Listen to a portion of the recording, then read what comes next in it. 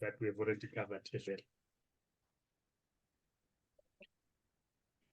Right, remember we highlighted here. Sorry, David, can I ask something? Yes, ma'am.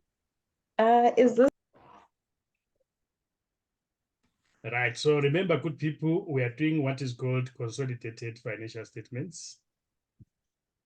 Right, consolidated financial statements.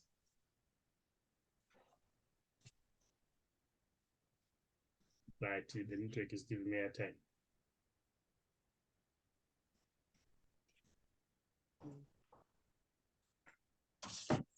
Jehovah.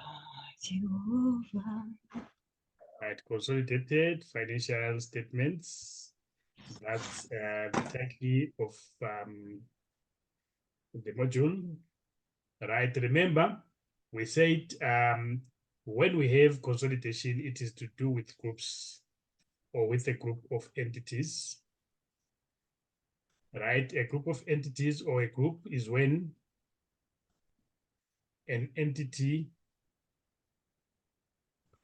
right, or a group here for this module. Let me just specify for this module. Right, a group comprises, right, of a parent, right, and subsidiary, right, in this module. Right, a group can be much more than this. It can be more complicated, especially when you go to the third level. Right, you will have a group maybe that comprises even 5 companies which are related. But in this module, it's an introductory module. We only deal with a parent and a subsidiary. Right, just to recap, what did we say a parent is, good people? Right, what is a parent? Right, it's basically an entity, right, that through acquisition, right, through acquisition of ordinary shares, right, controls another entity. Right, so it's an entity that has got control over another entity. Now remember, shareholders in a company, or the ordinary shareholders in a company, right, they are the owners of that business. But a company is then owned by many individual shareholders who make up the owners in total of the company. So ordinarily, when it comes to control here, right, control simply means that you direct the activities, you direct critical activities of the entity. Right, in this sense, you make all the important decisions there.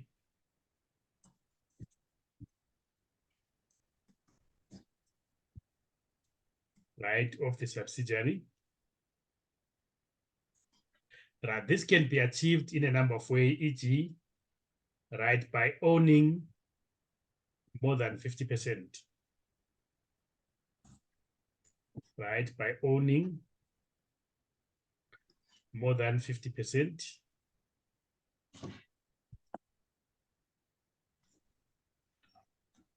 Right, of the ordinary shares. So if you have more than 50% of the ordinary shares, in essence, you are the majority shareholder in that company. So a company is a democracy. In that instance, then you have control. Right, however, control also exists,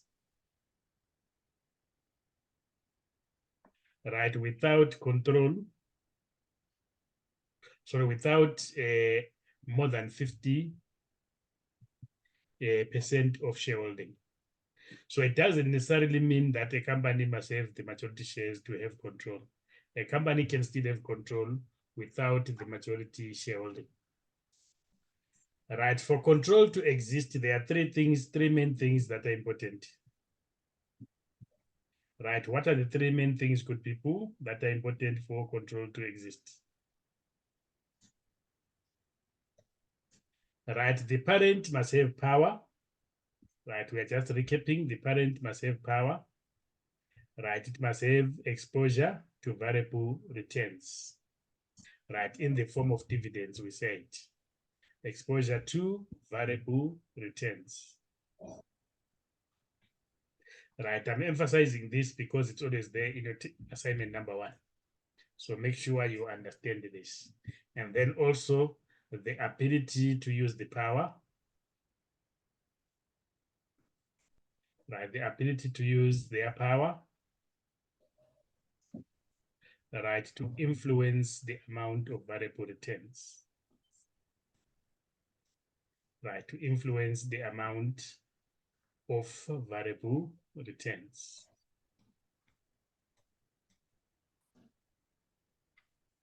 Right, so those are the 3 main things that need to be there. Just refer to the previous session if you want a detailed explanation of each. But you must remember the 3 main things that must exist for power to be resident is that, sorry, for control to be resident is that there must be power, there must be exposure to variable return in the form of dividends, and the ability to determine the amount of dividends that needs to be paid.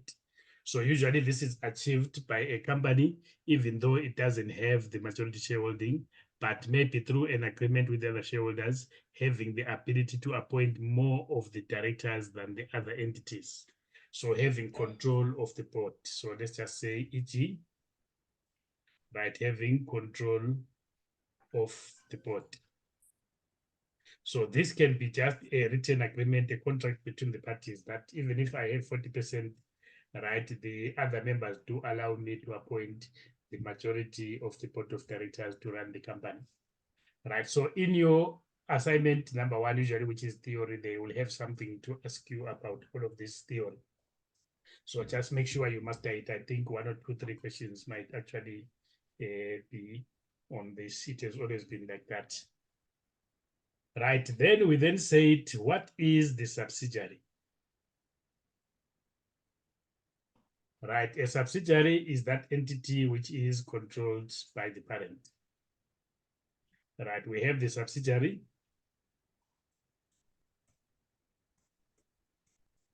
Right, this is simple controlled, right, by the parent.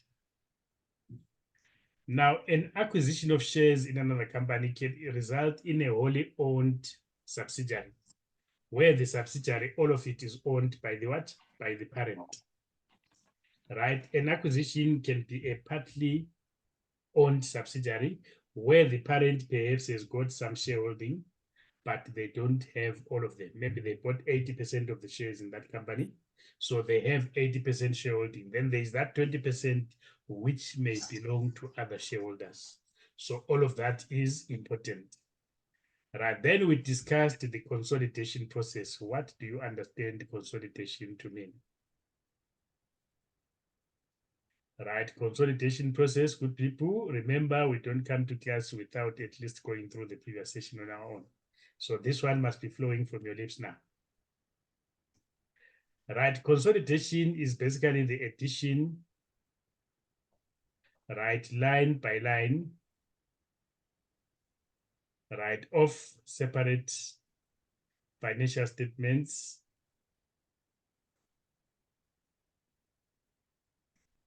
right, of the separate financial statements, right, of parent and subsidiary.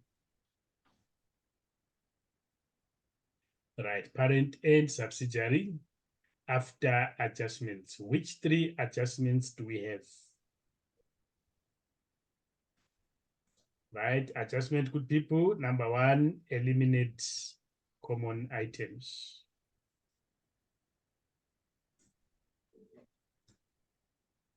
Right, common items. Number 2, eliminate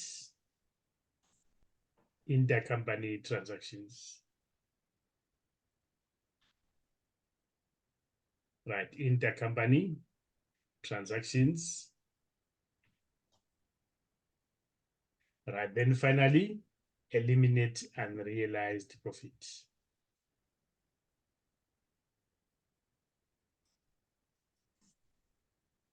Right, once you have done these 3 things, again, if you're not sure about what I'm talking about, visit the first lesson. I explained this in detail. Right, so what we're going to deal with presently in the example that I'm going to deal with you or do with you is the elimination of common items. Right, the other stuff will come later in the syllabus. Right, so this is a recap of the work that we did in the previous week. Any questions, good people? Right, I want us to go through a question so that we can look at an introduction of how the process of consolidation works. Right, so this is a question that I have. Right, it's from, I think, tutorial letter number 2 of the study material. I hope you have received your study material. That should be tutorial letter number 2. So if you have that, you can actually have it in front of you there. Right, otherwise we can share in the screen. Right here they say, draft the consolidated statement of financial position, right, of P Limited Group on 31 March of the year 2015, right, in compliance with the requirements of IFRS if P Limited acquired its interest on 31 March. Right, so we want to do consolidated statement of financial position, and this has got to be compiled on 31 March of the year 2015. Right, assuming that the acquisition of the shares was also on the same day. So acquisition is actually being carried out on the day of acquisition. Right, so we want to read the question again and see what is there. Right, it says this is the trial balance as at 31 March of the year 20.5, the date of acquisition. Right, we have got P Limited, we have got S Limited. Right, up to when you finish your studies at UNISA, this here will always be the parent, this here will always be the subsidiary. Right, they always present like this. Right, but also if you want to see which one is the parent, which one is the subsidiary. Right, remember when a parent buys shares in another company, right, in their separate financial statements before a consolidation, right, they will record an investment. Right, let's be clear on that. So when you take money from your pocket and you buy shares in another company, right, you are going to acquire an investment. You are buying an asset, which is an investment, right, which you are going to debit. Right, remember, I'm the parent, I'm paying for this, then you credit the bank. So therefore, there will be credit on the bank side. So when this guy makes the investment, this is what he does. Right, this is in the separate books of the parent. Right, so that therefore, if you are not clear on which one is the parent, which one is the subsidiary, you only have to look at the parent that is a recorded investment. So when we go here, we check, it says investment in S Limited, 8,000. So this is the investor, which carries the investment, and the investor in this instance would be the parent. You can see that this one does not have an investment. Right, then to the subsidiary, what do they do when they receive the money?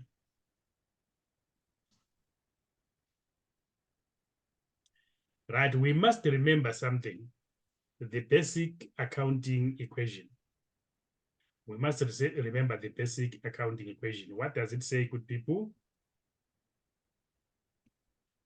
Right, basic accounting equation, are we there? What does it say?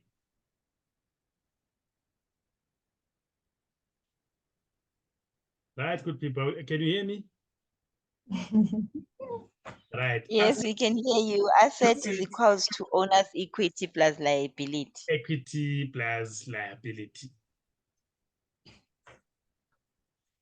Right, so when we look at this, good people, remember we can then change this to say equity subject of the formula, then it becomes equity is equal to what? Assets minus liabilities. Are we clear? Right, it's actually assets minus liability is equals to equity. Now, when you have a company that you run, the wealth of the company is actually the resources that you have, which is the assets. So the assets are what we call resources or wealth.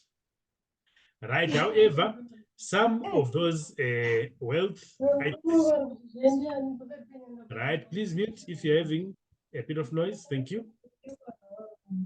Right, you can unmute to make a comment and then you mute again.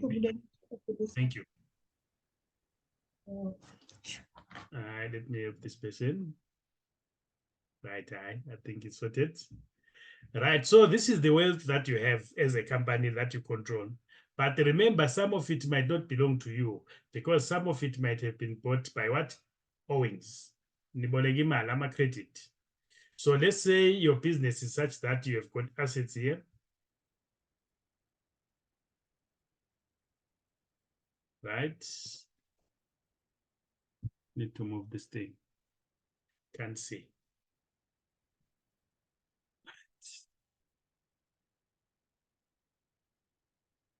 Right, I want that window. Right, let's say your business is such that you have got a building. That's the only asset that you have. But that building was secured by credit, which is in the form of loan. So if the building is actually worth 1 million, but the loan was worth, the remaining loan is worth what? 200,000. Actually, your wealth as a company is simple what? 800,000, because the other 200,000 you owe someone. If the business were to close today, you will actually receive only 800 because you might need to pay off the loan. Right. So when we talk about equity, good people, right, equity represents the value of the business. So equity is actually the wealth that belongs to the owners of the business. Assets references to the total wealth that is under the control of the what company, of which part of it might not belong to the company. Right, then we need to look at this thing called equity. Right, what makes up equity in a company, good people? What makes up equity in a company? Right, it is ordinary shares. Right, it is, right, let me do this. It is share capital. Right, it is share capital. Share capital can be ordinary shares. Right, it can be preference shares. So there are two main classes of shares, the ordinary shares and the preference shares. Right, it is what is called retained profit. Right, it is what we call reserves. Right, in this instance, you only deal with one reserve, which is what we call revaluation surplus. You will deal with other forms of revaluation of reserves when you go up with your studies. Right, these are amounts that were put by the owners of the business as their seed capital or investment into the business. The retained profit is very clear. When you make a profit, either you take it out as the owner of the business and enjoy your money, right? Or you retain some of it in the business, you keep it in the business because you want to fund growth of the business. So the retained earnings here form part of what belongs to the owners of the business. It is their wealth. So again, it is equity. Right, then you also have what we call reserves. Now, reserves is a portion of retained earnings that has been set aside for a particular purpose. When we say retained earnings, is a general term, but you can reserve a portion of that for a particular purpose. For example, let's say you want to improve your machinery in the future. So you can have a machinery improvement reserve. Then you take some of the money, you put it on the side. Also included there are revaluation surpluses. Right, so that therefore, when we are saying the business is worth 80,000, right, because I used that example, the 800,000, right, it is a combination of these things if the company has got all of them, right? So you may find that the share capital, ordinary shares, right, maybe make 600 of that, right? And then maybe we've got retained earnings, 60,000, right? And maybe we've got a revaluation surplus, right? 140,000, right? To make up the 800,000. Right, so when an entity invests now, let's say you come and buy the whole shareholding here, you become a 100% shareholder, you buy all the shares. So all of this belongs to you. So when you receive the money as the subsidiary, right, remember you are selling bank, you are going to receive the money.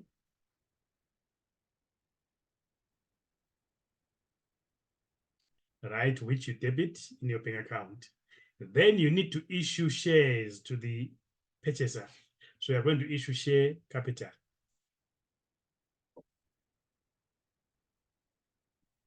Right, with a value of certain amount, you give them retained earnings, you give them reserves. Right, all this to a certain value. So on the day of acquisition, this is what you do. Right, you raise share capital, retained earnings, and reserves for the person that is actually what? Buying. Right, so we must remember what this guy is buying, which is the investment, it will be equivalent to the value of these things. If they paid 800, they made an investment of 800. These things will equate to what? 800,000 here. Now, these things here, the investment and the share capital, retained earnings, and the reserves that they are buying, this is a common item between the two.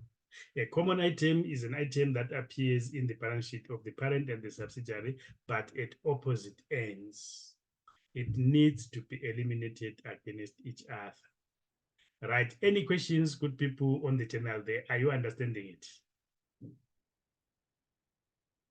Right? Are we there?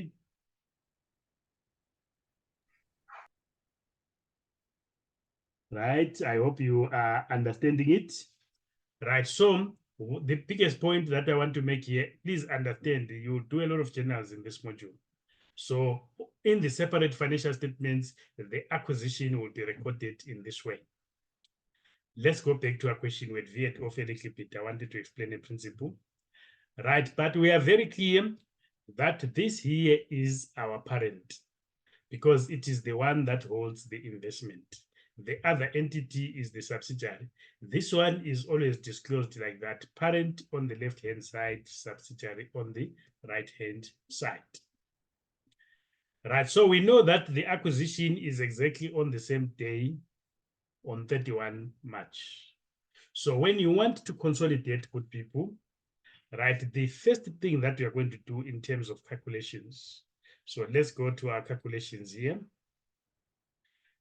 Right, calculation number one. This is always the case. It doesn't change even if you go to third level. Right, you need to find out the percentage of shareholding. Remember, when you buy shares in another company, if the pockets are deep and the other party is willing to sell, you can buy all the shares and then you buy everyone out. You become the only shareholder in that entity, in which case you have got 100% shareholding. Right? If the pockets are not that deep, you may buy a certain percentage. So we need to find out the percentage shareholding. That's the first calculation that you must do. Whenever you get a question, what is the percentage of shareholding by the parent? Right, to calculate that, it's very easy. We go to the question, we then say, how many shares did these guys buy? How many shares did the parent buy? Now remember, when the parent buys shares from a subsidiary, they are going to open an investment account. So therefore, you go to the investment. It tells you how many shares they bought and for how much. So we can clearly see they bought 50,000 shares. So you say 50,000, right? All of that, then divided by. Then you must check and say, in that particular subsidiary, how many shares in total do they actually have in issue? So when you want to know the number of shares in issue, you go to the share capital. Right, you can see that in terms of the number of shares, they give you 100,000, and then they give you 50,000. Right, the 100,000 here, it is the number of shares in the parent. 50,000 is the number of shares in the subsidiary. When we do this calculation, we are saying how many shares did the parent buy in the subsidiary? The company bought 50,000 shares. And how many shares does this subsidiary have? 50,000. So when we come here, we say over 50,000 multiplied by 100 over 1, which gives 100% shareholding. So calculation number 1, always determine the percentage shareholding. Any questions, good people? Are we clear? My students are either they are shy to comment or there is noise in the background. If there is noise, please feel free. You unmute, you comment, and then you mute again. We'll appreciate that. Right, but that's how you calculate what? Your percentage shareholding. Step number 2 or calculation number 2, you then calculate or compile a table called analysis of the owner's equity. Right, analysis of the owner's equity. Right, in what is the subsidiary? Right, S Limited. Right, so what we do, this is the structure of the analysis. Right, you have to understand this calculation. If you get it right, it will serve you well until you finish your studies, whether it's undergrad or CTA. I get a lot of students at CTA level who do not know what the purpose of this table is, how to use it. It's because they don't have the basics at this particular level. They just brushed aside.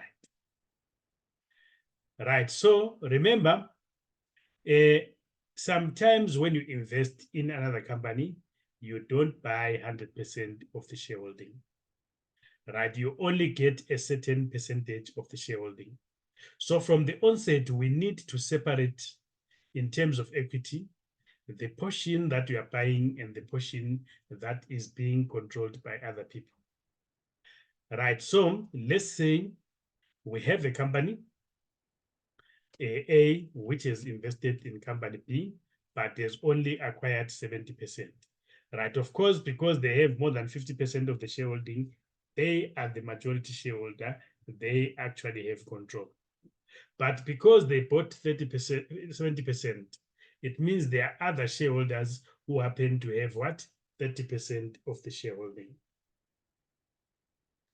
Right, so these other shareholders who happen to have 30%, we call non-controlling shareholders. Right, non-controlling interest, non-controlling interest, not shareholders. Right, this is the parent, and the parent happens to have control. Right, by virtue of a majority shareholding. Right, so once we have made the investment, there are two types of investors recognized, the parent and the non-controlling interest. So when that is the case, we are saying before you do anything, you need to split the value of the company into what is owned by the parent and what belongs to the NCI. So here you come and show the total, which is 100%. Right, then you say at date of acquisition, since the date of acquisition, and then you must show your parent, which is P Limited here. So you say P Limited. Right, then you must split whatever you have in the total between the two. And then this goes to NCI. Right, but if these guys own 100%, then these guys have a 0%.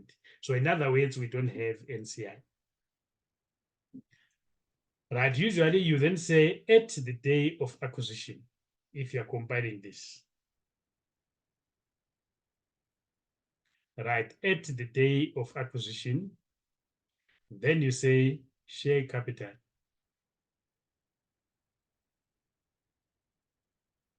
Right, then you say retained earnings if it is there. Right, then you say reserves. Right, remember, you will have bought a company. The value of the company is captured in equity. The value of the company is equivalent to the equity. So you want to split the equity between the parent and the subsidiary so that as the parent, you can determine your own share. So we go to the question, now we go to share capital. right? In the subsidiary, it was 500. So we come and say 500. But remember, in this instance, all of it belongs to what? The parent. The NCI has got nothing here. Retained earnings, 20,000, right? All of it belongs to the parent. So we use the percentages to split this. These guys will not be getting anything, right? There were no reserves. Then we close the calculation here. Right, we get 70,000 there. Right, then we get 70,000 here. Right, we jump a line and then we say proceeds. How much did we pay to acquire these shares? So this time we actually bought everything. And how much did we pay? Right here they said investment in S Limited, right? Cost price 80,000. We paid 80,000. Right, then we are going to have 80,000 here. Right, so what is happening here is that we paid more for the shares than their book value. Right, we paid more for the shares than their book value. Right, this is what is called goodwill. Right, from your previous studies, what do you understand goodwill to be? So here it will be the difference between this amount. If it is more than that amount, then we call this goodwill. We don't have NCI here, right? What is goodwill, good people? The same amount that you have there, you will also include there, but it's calculated from here. And then all in all, you add everything, you get 80,000, and this is goodwill. Right, it must be noted, therefore, that usually when you calculate the value of a company,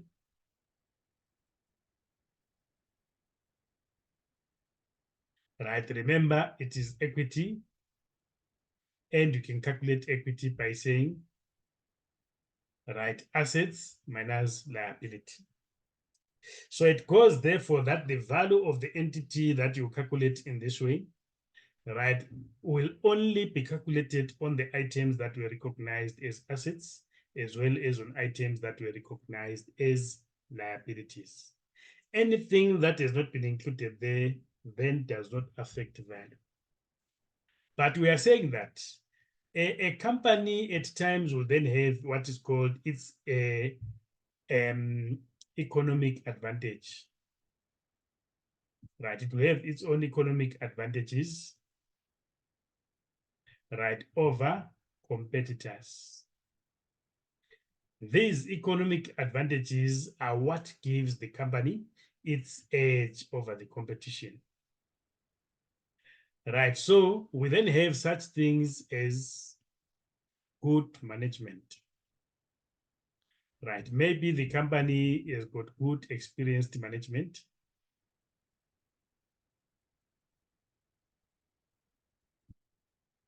Right, their management is what makes them successful. Right, maybe they have got contracts, right, with customers and suppliers.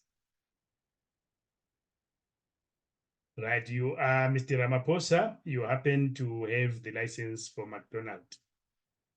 Right, so that contract will give you advantages over competition in the market because no one can open a McDonald's but you. So that's an added advantage that you'll be having. That's a contract with a supplier, right? Maybe you have a powerful brand name, right? You control the brand Coca-Cola. That's a powerful brand name on its own. Many will die to acquire that, right? etc. So all these things are basically assets to the entity. But in accounting, we don't recognize them. We only recognize buildings, motor vehicles, and what have you. Right, remember there is a difference again between this company if it is existing and a new company. Right, an existing company may have worked very hard to acquire all these things. But a new company will have to work from scratch to acquire these things. So therefore, if there is a new company that is worth 800,000, newly established company, newly registered with a building worth 800,000, and I've got my own company that exists, right? This is new, right? This is an existing business, right? So when we measure the assets, the value is the same. But this existing business is already it's well established in the market with a powerful brand name, a large customer base, supplier base. Well, it's a well-known company, it's functioning and it's working. Which one would you prefer to buy, the new one or the existing business? Right, someone would be willing to buy the existing business because it guarantees success. It has got a proven track record. The new business does not. The new business lacks these advantages that an existing business already has got. So if I'm selling my business, I will say, yes, I understand that when I look at assets minus liability, the value is 800. But this company is worth a whole lot more. So instead of charging you 800, I then say, I am billing you 1 million. So this extra 200 that I'm charging you, these are the unidentified assets and liabilities. It's goodwill. Right? It's unidentified assets and liabilities.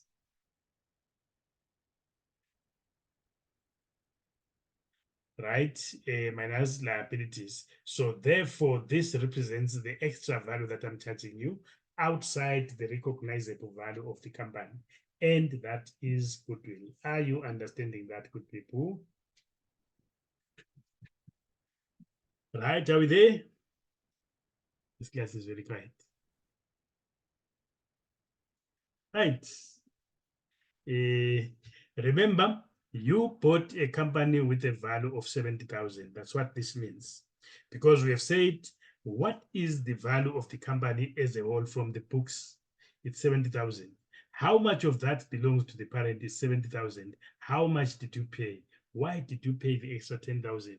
You were acquiring the silent assets that had not yet been what? Accounted for. Right, so once you have done this, on the day of acquisition, unfortunately, you were supposed to consolidate on the same day. So there won't be any other entries in this calculation. Right, we're saying this was the status on the day of acquisition. Everything belonged to the parent and there was a goodwill amount of 10,000. Right, once we are there, right, normally as part of the questions, you can be asked to compile journal entries. Right, the journal entries are very important here. You need to know how to do them because they are always asked in the exam or otherwise in the assignments. Right, so remember a journal debit and credit. Right, then these journals that we do here for consolidation are called pro forma. Right, consolidation journals. Right, these are called pro forma consolidation journal. Right, what is the purpose of the journal? The purpose of the journal is so that we can do the adjustments. Elimination of common items, elimination of intercompany transaction, and elimination of unrealized profit. Right, the first common thing that is there, right, remember we discussed this. We said when you buy shares in another company, you are essentially buying equity. When now you are going to record in your books 800,000, the other entity is going to record share capital or equity. So there is a common item between these two. So what you do on the day of acquisition, good people, you must eliminate the whole share capital in the subsidiary. So you say share capital. Right, share capital by nature has got a credit balance. So when you debit, you're actually eliminating it from the books. Right, the retained earnings makes up equity. All equity must be eliminated on the day of acquisition. the retained earnings were an amount of 20,000. You jump a line, and then you are saying investment. Remember, investment is a common item, right, to share capital and retained earnings. And the investment, we were told you paid 80,000 here. Right, so we are saying the difference now is your balancing figure. You paid more for the investment than what is there in the investment. So what is common between these figures is 70,000. The other amount is not common. It is not found in both entities. This is called goodwill. It's your balancing figure here.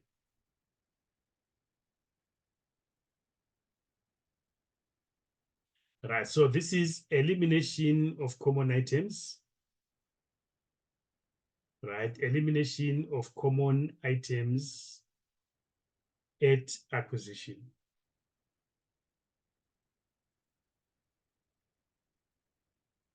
Right, elimination of common items at acquisition date. Right, once you are done with this, you have done your adjustments. Then you do your consolidated statement of financial position, and you'll be done.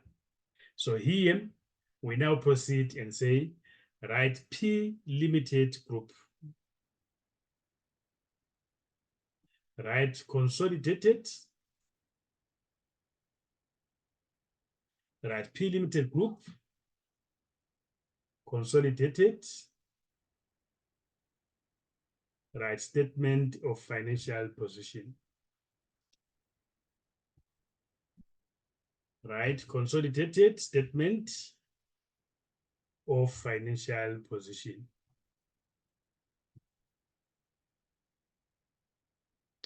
Right, as at 31 March. Right, 31 March of which year? Let's see. Right, 31 March of 20.5.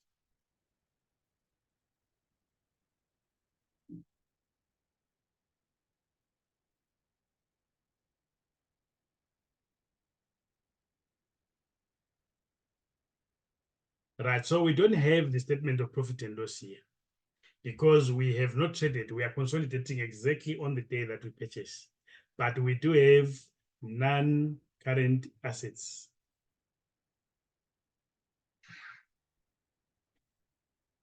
Right, non-current assets, we need to see what we have there. Right, do we have property, plant, and equipment? So we go and check the question. Right, there is property, plant, and equipment. Right, remember this is consolidation, good people. What is consolidation? Right, consolidation is adding line by line, right, but after adjusting. So 50,000 plus 60,000 we add. Right, we only eliminate common items and we have already done the elimination. Nothing to do with that elimination spoke about property, plant, and equipment. So therefore, the combined property, plant, and equipment is 110,000.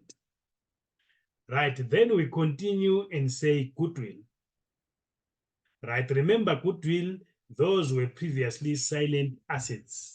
But because we have purchased them, we are going to recognize goodwill as part of the assets. But we won't indicate the individual components. These are unidentifiable assets, but because we paid for them, we have quantified them. Then we bring the 10,000 here. Goodwill is a non-current asset, good people. When we add everything there, we then have 120,000.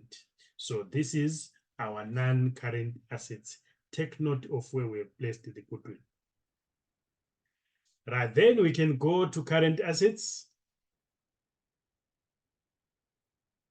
We can go to current assets.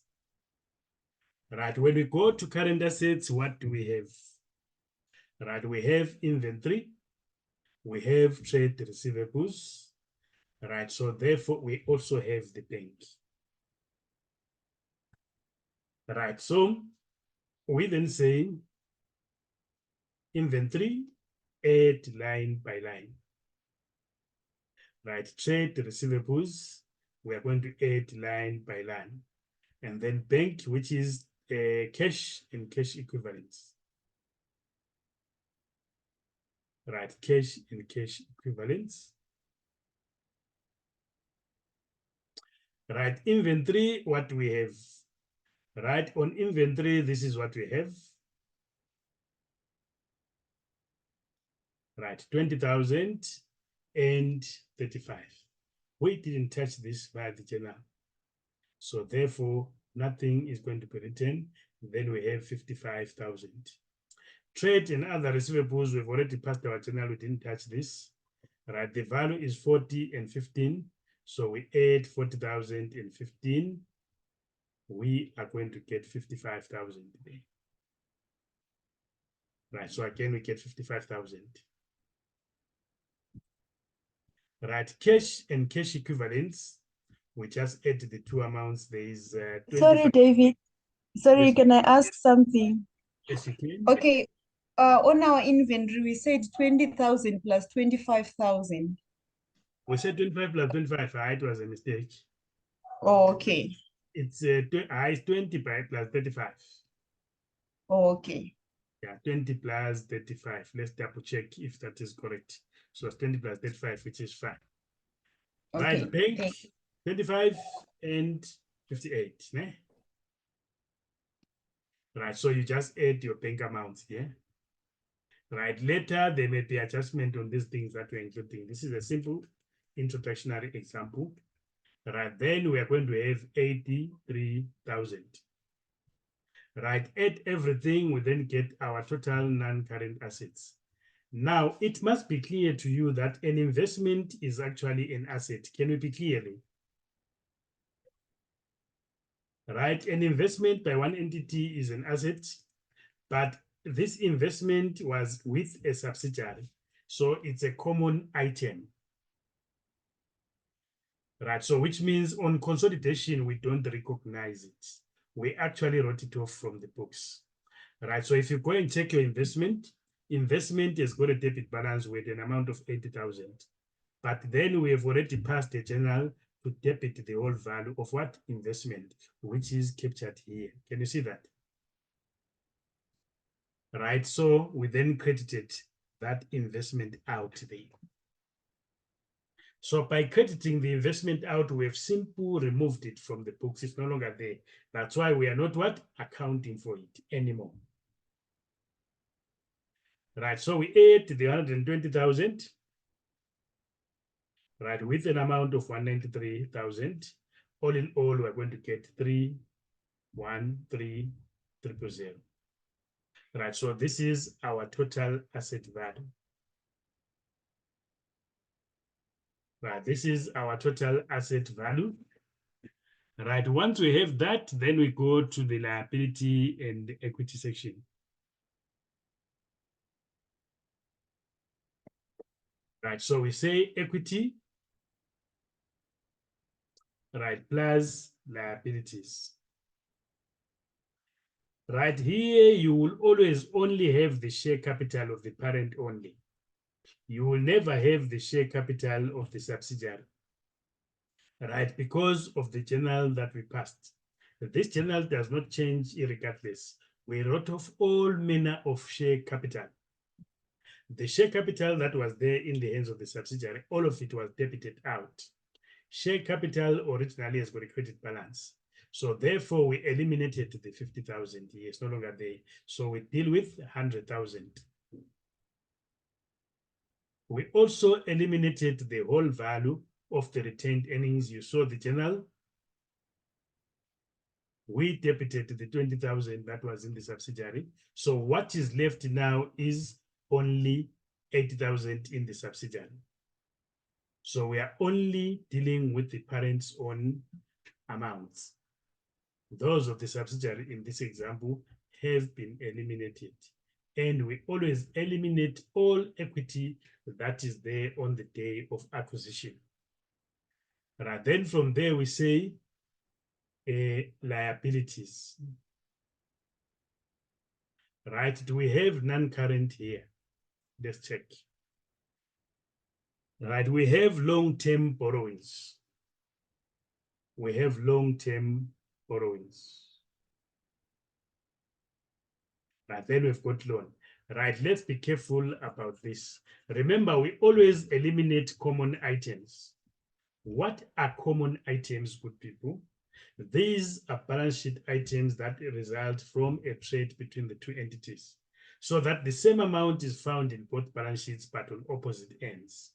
So the parent, which is P Limited, gave a loan to S, right, with an amount of 80,000. So it's a debit to them, because when you give someone a loan, it's an investment to you, it's an asset. To the other entity, they said loan from P Limited, and they recorded the amount in bracket indicating that it is a credit balance. So they are actually owing the parent 80,000. But these are common items, so therefore they simply eliminate each other. We don't even consider them. Are we clear, good people? So we are only left with this borrowing there. Right, so therefore we say long-term borrowing.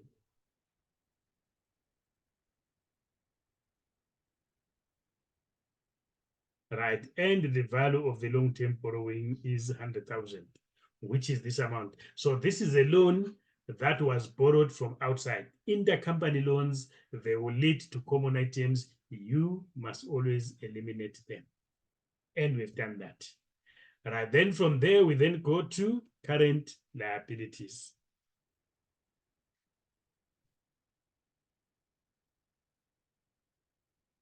Right, on the current liabilities, perhaps we have payables. We must have trade payables here. Right, so when you check that on the trade payables, this is what we have. Trade payables, 15,000 and 18,000.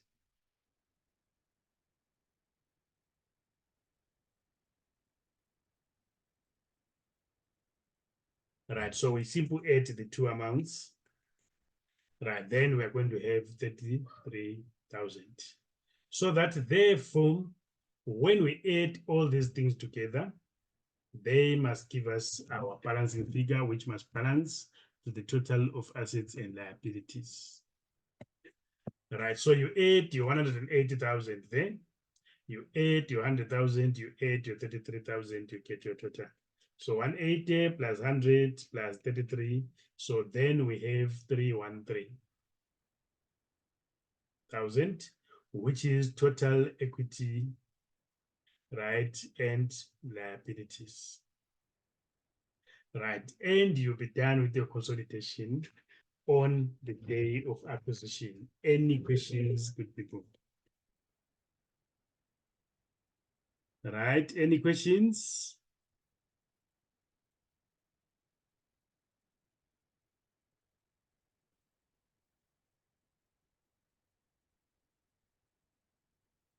Right, good people, are we on the same page? Yes, we are. All right, wonderful, wonderful, wonderful. Right, just 1 minute. So this is a very simple question. It's just an introductory question. You will be the luckiest people if you ever get something like this in the exam. You will never get anything like this. So it's just an introductory question, just to get you going, but you will never have a question like this in the exam. Right, so I want to go through to another question now. Right, this one is slightly different from the one that we did. Right, I want to check something. Right, let's calculate for this one. It says almost similar, but slightly different. Right, so what we are calculating is the same.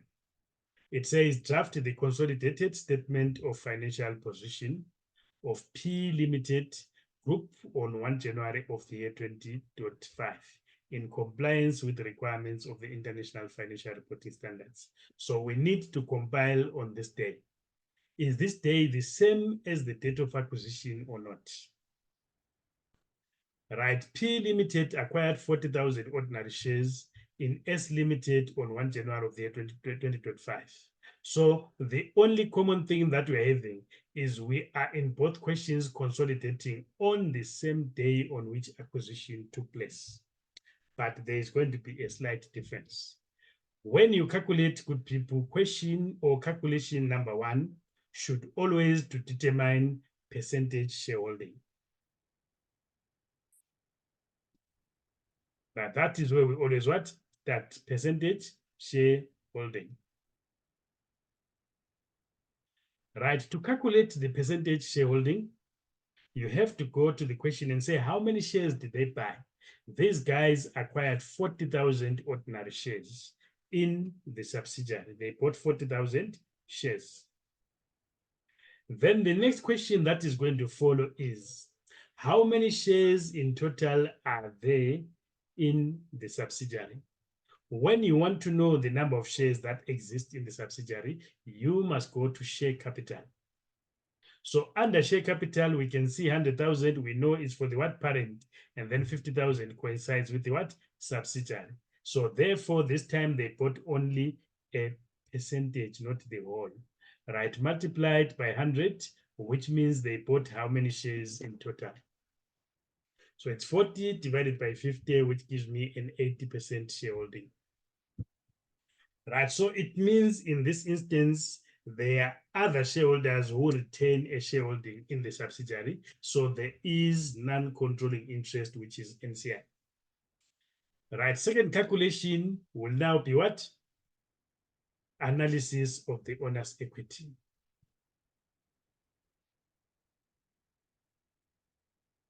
Right, analysis of the owner's equity. Right, so again, we're going to have our structure of the analysis. Right, remember, create a column there. Right, create 2 columns, make sure the middle one is bigger because we are going to split it in the middle.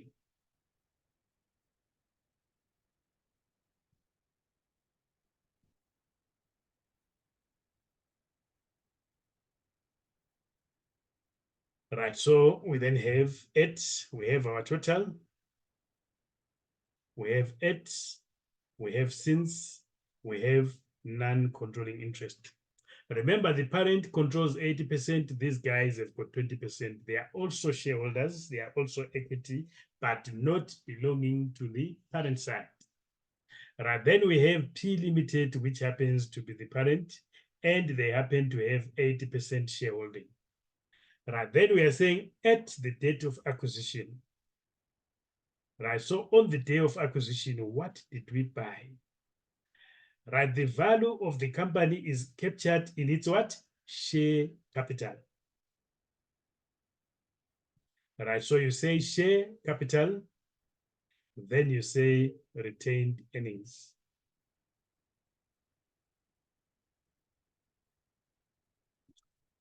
Right, then on the share capital,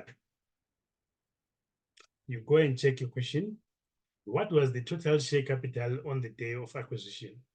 It was 100,000. We always analyze the subsidiary, good people. Right, how much of that belonged to the parent? It is 100,000 multiplied by 80%. The parent was owning what? 80,000. Then the other portion belonged to NCI. Right, what else made up equity? There was revaluation of land with a value of what? 50,000. So revaluation is also equity.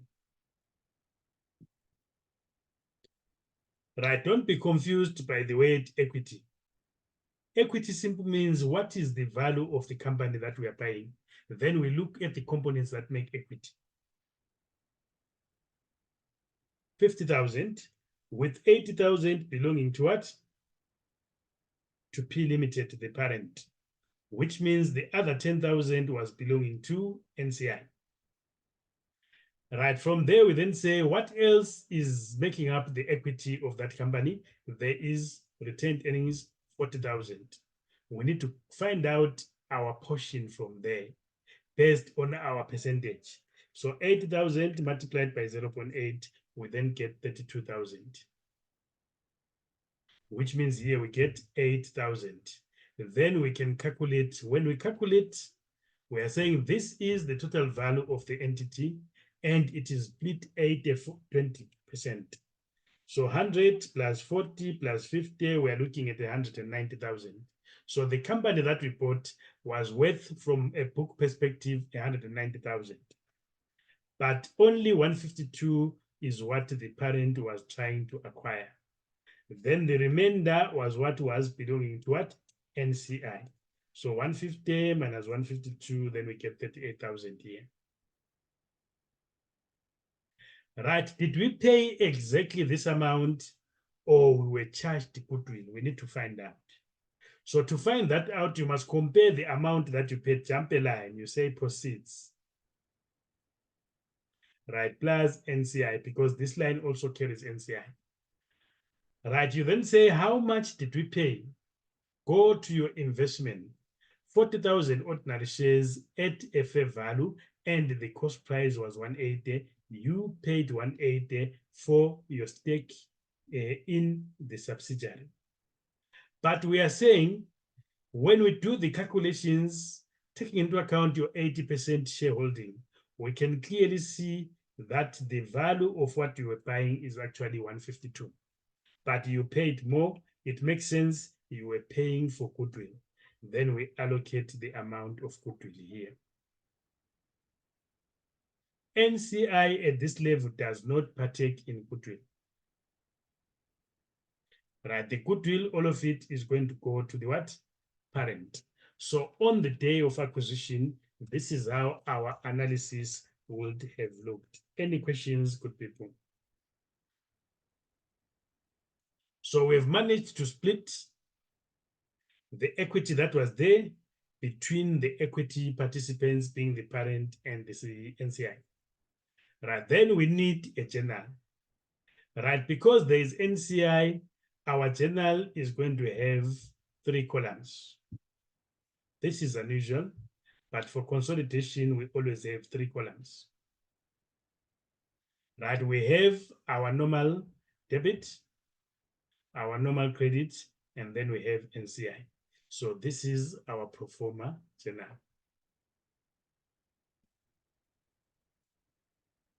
Right, the first thing that we are going to do with the journal, we're going to say on the day of acquisition, what was the share capital that was in the hands of the subsidiary?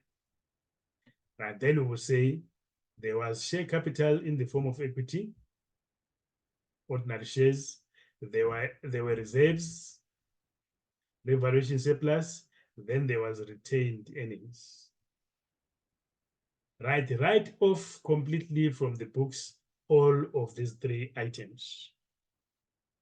So we're going to say 100, 40, and 50.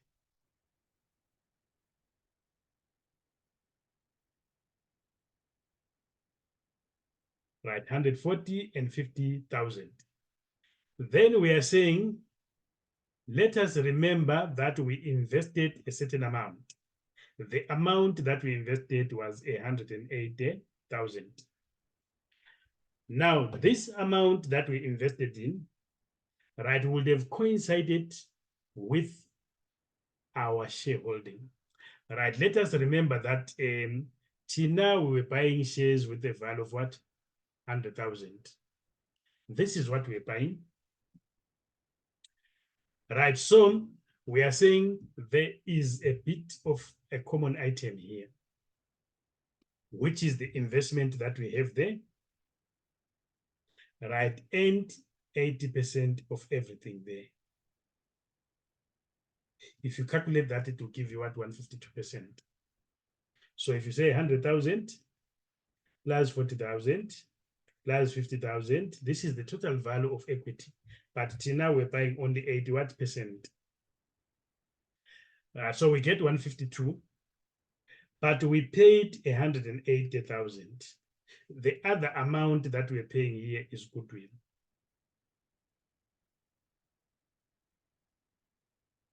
You can actually calculate goodwill as a balancing figure, but we already have it in our analysis, so we can put it there.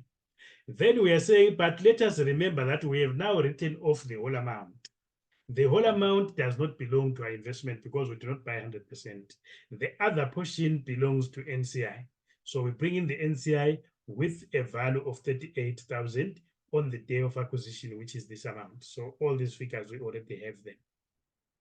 Right, then this amount, we are going to also indicate 38,000 there. In other words, we are saying what is common is the investment to, with the 80% of the what share capital.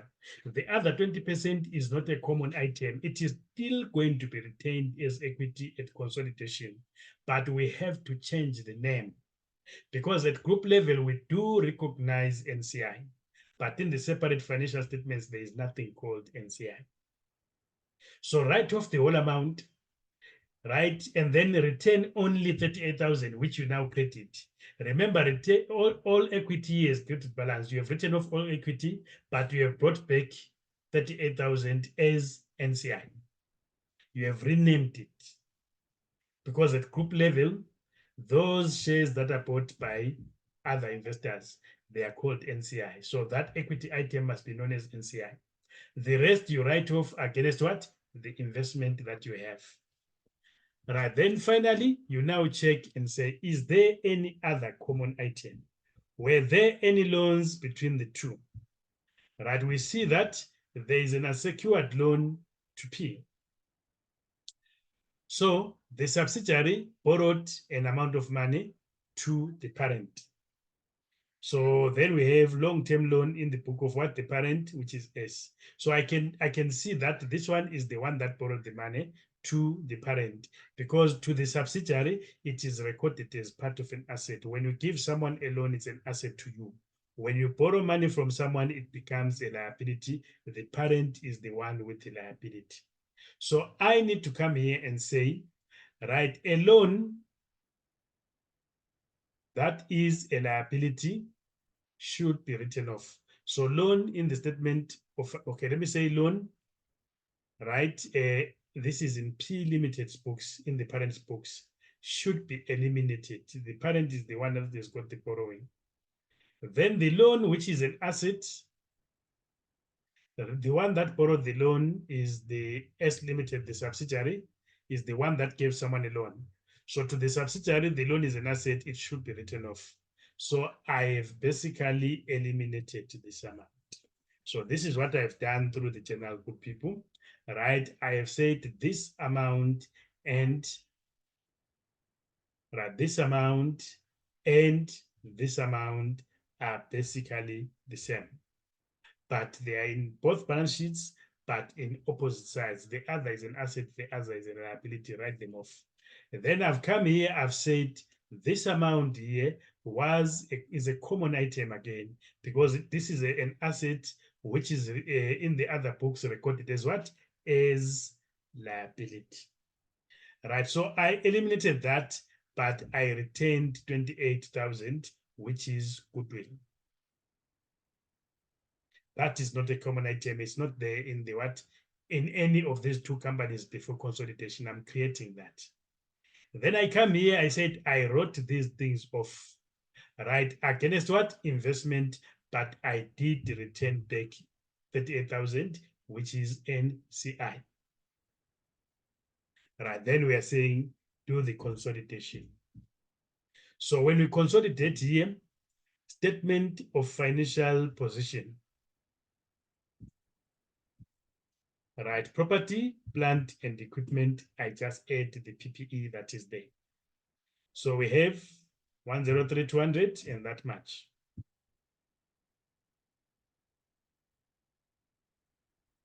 Right, and that value 157,300. So we just add the amounts there. So 103,200 plus an amount of 157,300. When we add the two amounts, we are going to get 260,500.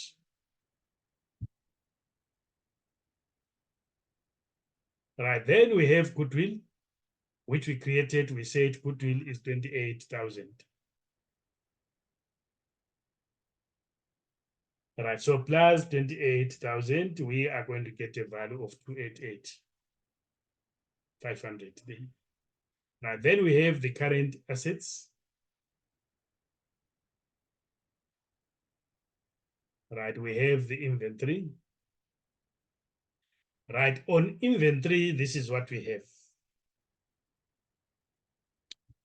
There's no inventory, they just said current assets, so we just add this. 44 plus 15,500. Right, so let's describe it properly. They didn't give you a breakdown of what makes up the current assets. Right, sorry about that, my network.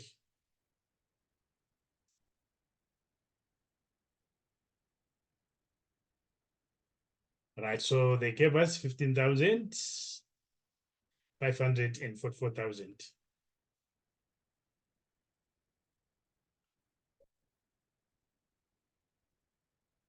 Right, then you are going to get 59,500. Right, then you add everything together, you get the total. So that plus 288,500, that is going to give you 348,000. So this here represents your total assets. Right, then we have equity plus liabilities. Right, so we'll then have our share capital. What makes up the share capital, good people? Right, share capital, remember the one that is in the subsidiary, these three items, you wrote them off through the journal. So the journal, nothing moves in accounting until you pass a journal. So we pass the journal to eliminate these three items. They are no longer there. So what you now record is only the parents portion, 200,000 there.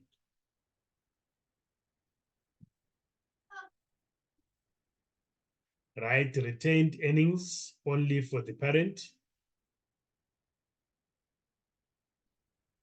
Right, and the amount of retained earnings is how much?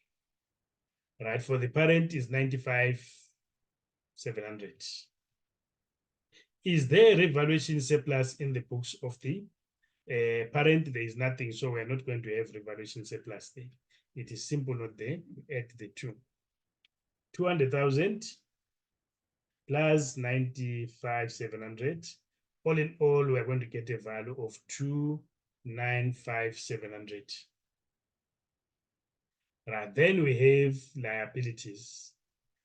Right, remember the loan between the two entities has been eliminated. It's a common item. Is there any other loan that is remaining? We don't have loan, but we do have current liabilities. Right, the current liabilities, there is an amount of 11,500. Right, and 2.8. So 11,500 plus 2,800, that is going to give us 14,300. Right, then we just add everything. We're not balancing, are we? What did we miss? Right, what are we missing here? Oh, remember, sorry. Right, as part of share capital, there is NCI here, which is that 38,000. NCI are the other shareholders who form part of the shareholders of the combined entity, so they are also equity. Right, they are equity holders, but not from the parent side, but they are equity shareholders there, which brings an amount of 33,3700.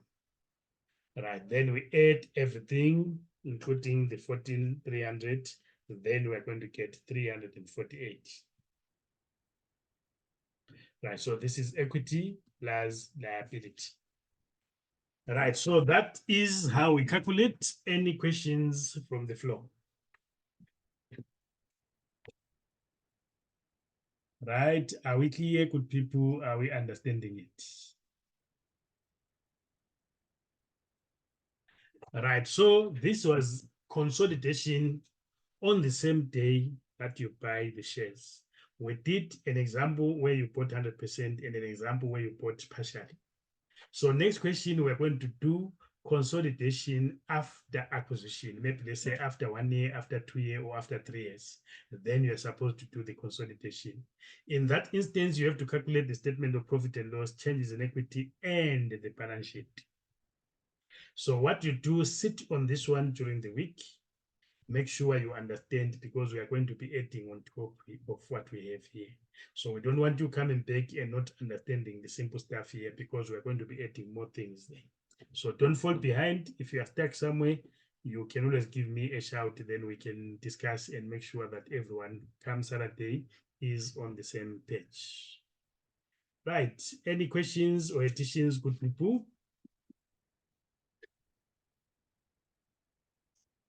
Right, so let's call it a day. You get your recording probably first thing in the morning tomorrow.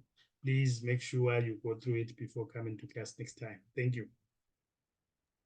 David, please give me Yes, the ma'am. question on the tutorial letter. On the tutorial later. Yeah, you were saying the class that we are doing is on Yeah, the that one is tutorial there on letter. the tutorial later, but I think this one should be tutorial later 103. Ne? Is it 103 or 102? I would have to check nicely. Ne? I would have to check nicely. Okay. I can't tell from here. Okay. Yeah, sharp. Just remind me after 6, I will give you a shout today. Problem. Thank you. Right, thank you.